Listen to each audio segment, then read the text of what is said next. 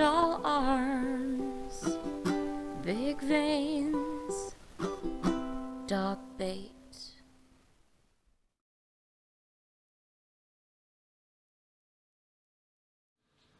How do we find holiness? That's the question we asked ourselves in the first season of SANCTUS, a series of contemplative video essays that we shared with you during Lent. In some ways, it was a natural question to ask in Lent, that inwardly facing season of self-examination. Most of the time, holiness is a word we use to describe a state of perfection that we aspire to. And Lent tends to be that time in the church when we get serious about taking strides in that journey. But as we learned over the course of 6 weeks together, holiness means wholeness. And so perfection doesn't make a lot of sense as an idea to work toward when we're always only part of the way through. Do we ever really arrive at holiness? When does a spiritual journey end, anyway? In Lent, we ask these questions as an invitation to transformation. And now, in the depths of this fiery post-Pentecost summer, we're wondering, transformation into what? To even begin to contemplate this vast and somewhat daunting question, let's root ourselves in time and place. Sanctus comes to you today in what the church calls ordinary time. This tends to be an off-season, when church activities wind down and many of us move away to spend our days outside the more usual patterns and rhythms. For the church, it almost feels like this isn't even a season at all. Every Sunday, we count how many days it's been since Pentecost, all the way through September when we finally have something to get excited about. Of course, as students of the kingdom of God, we know that's not really how it works. There is no off-season or dead time for the church. If anything, what we experience after Pentecost is the whole point. This is the time when we're set loose. School's out. So go forth with gladness and singleness of heart and be the church.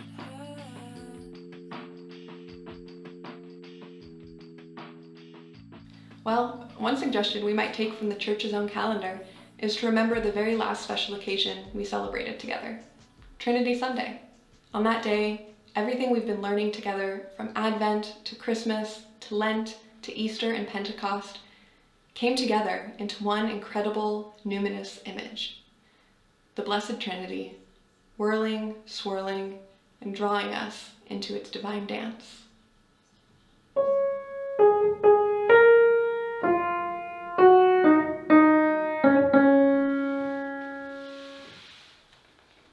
That's the image we want to carry with us over the next 6 weeks. Holiness after Trinity Sunday takes on a different resonance. It means understanding wholeness as the whole of creation taken up in that divine dance, or as St. Vita Scudder puts it, that divine society. Wholeness from a Trinitarian perspective starts to take on cosmic proportions. All of creation seeking that divine union with God the Father, the Son, and the Holy Spirit. At this point, you may be wondering where Mary Magdalene fits in all this. Or maybe you're bristling at the gendered language we use when talking about the Trinity. Should we really be talking about fathers and sons in a series that teased us with a tagline like woman, wisdom? Isn't that the kind of switcheroo what's so fundamentally broken about Christianity? How can the church meet the needs of at least half of the world when it seems so irredeemably patriarchal? If you've had that reaction, we want to say thank you. Because it's in remembering that fragmented image of God that we've inherited as Christians that we begin to see the link between that Trinity Sunday dance and today's feast of this most misunderstood woman called Mary of Magdala. As Cynthia Bourgeault puts it, Mary Magdalene helps us repair the damage, not just to her story and its place in church history, but also the damage done to our image of ourselves and of God. Mary Magdalene, that broken woman healed by Jesus and who became a leader in his movement, is our guide for figuring out how to repair the damage done to our understanding of God, caused by heavy-handed patriarchal and at times misogynist traditions. But before we make Mary's acquaintance, let's recenter ourselves again. Provocations like these are what we'll be exploring together over the next 6 weeks, through 3 video essays and 3 Zoom calls, every Thursday at 5:30 p.m. Next week, we'll be meeting on Zoom on the feast of Mary, Martha, and Lazarus. After that, we'll be back on YouTube reflecting on the Transfiguration.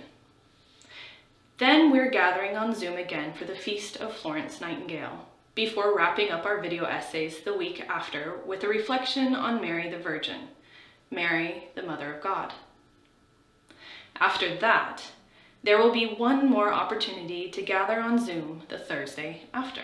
So we will be covering a lot of ground, and you will have plenty of opportunity to engage with the ideas we are presenting in these videos. Throughout, we invite you to keep the image of the triune God in mind as we link arms with the saints along the way. Just like the sense of endless possibility in each long summer day, the Trinity is a vast container that will help us make connections across many difficult and thorny topics. This is true for this season of Sanctus, and will be true for other seasons to come.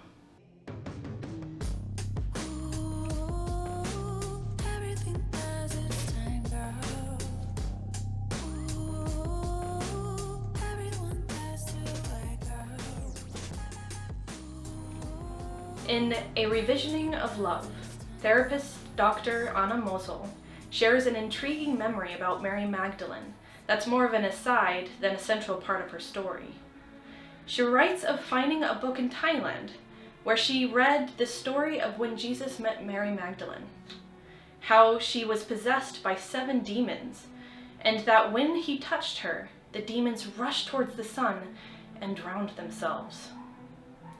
The author of this book, she's found, goes on to say that the word demon comes from a root that means division, that Mary was divided into 7 parts, but with Jesus' touch became unpossessed.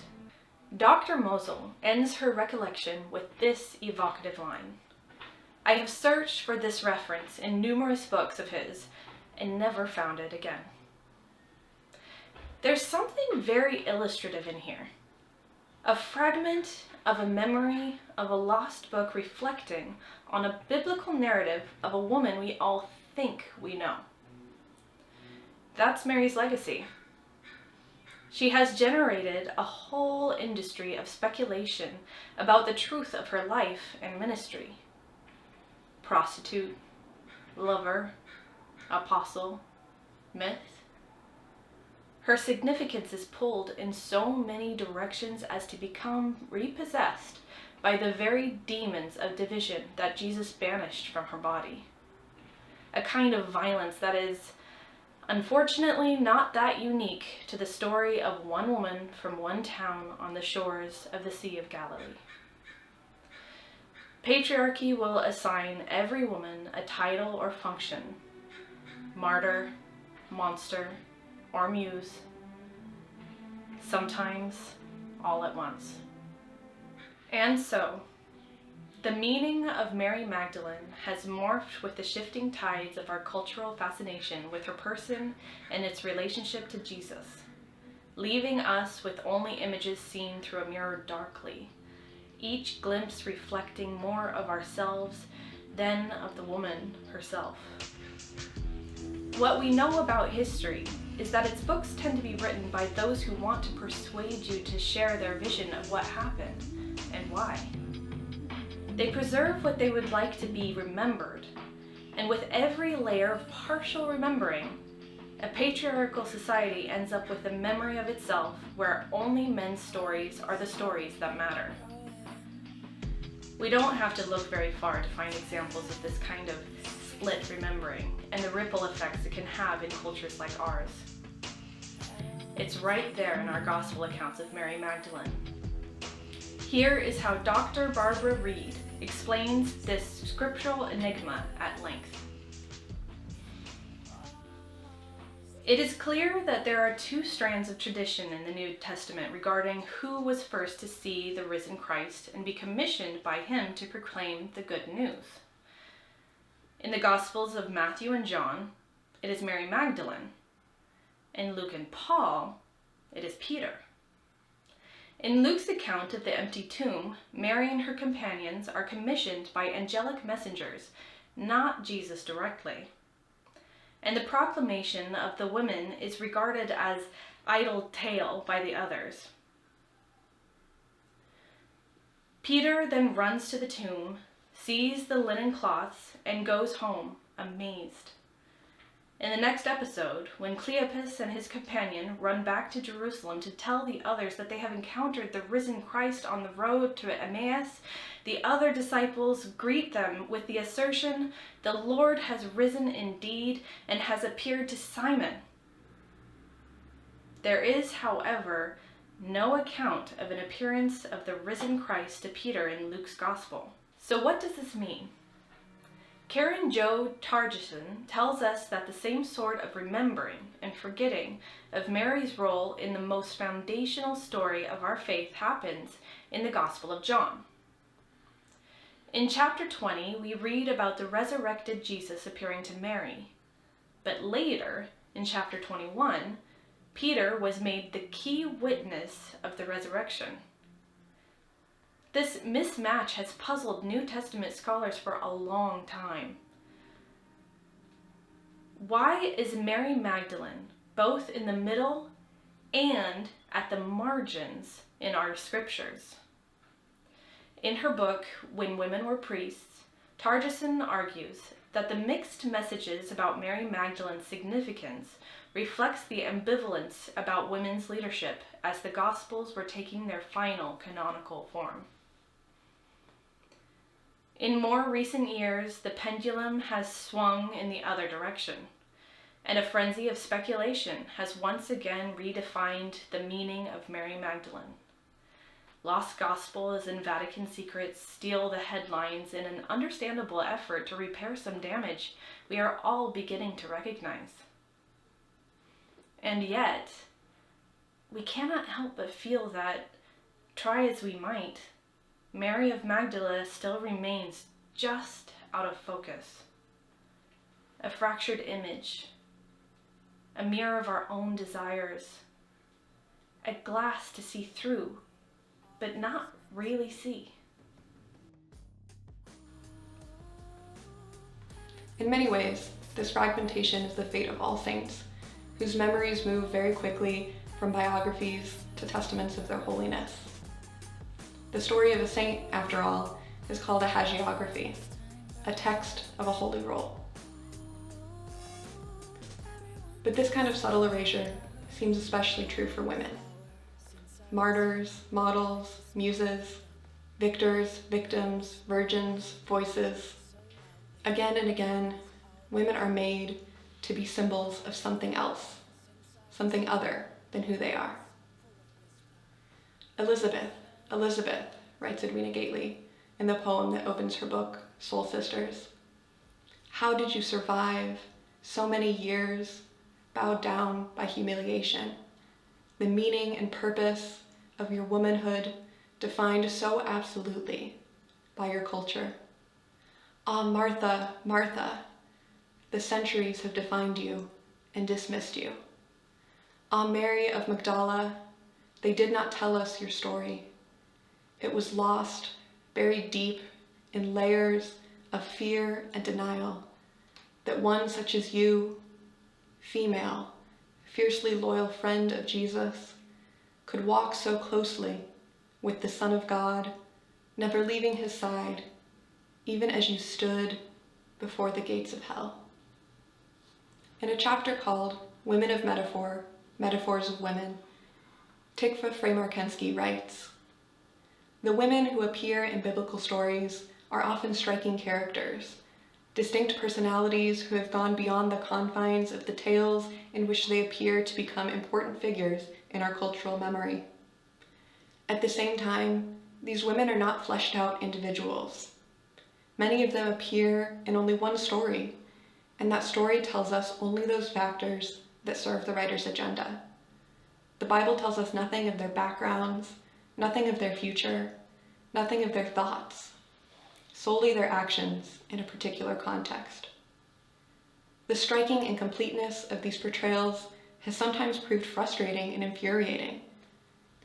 Many contemporary women feel that this fragmentary presentation exploits and abuses the characters. They want the narrators to care about the lives and thoughts of the women about whom they write. But these partial images have also been a spur to literary and poetic imagination. Readers of the Bible, millennia past and present, have brought these characters out of the confines of the narrative, adding personality traits and personal history in an ongoing process of midrash and story. There's so much we wish we could know for sure.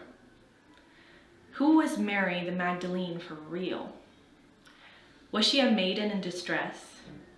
Or was she a crone, a benefactress who bankrolled the movement that Jesus was building? All we have are fragments of clues. What we do know for certain, however, is that we are called to be in this ongoing process of midrash and story, not just to remember, but to put an end to our cultural dismemberment more broadly. What happens to St. Mary, St. Agatha, St. Maria Goretti, to every woman made to mean something other than who she is? That happens to every woman looking towards these soul sisters for guidance as well. And the meaning of this dismemberment has cosmic significance, touching the very core of creation and, yes, the very heart of our triune God. In Earth in Crisis, Dr. Jane Caputi writes, "In a patriarchal culture like our own, women have become not only the other, but simultaneously a symbolic sex. What is acted out on the female body parallels larger practices of domination, fragmentation, and conquest against the earth body, which is being polluted, strip-mined, deforested, and cut up into parcels of private property. Equally, this pattern points to the fragmentation of the psyche, which ultimately underlies and enables all this damage.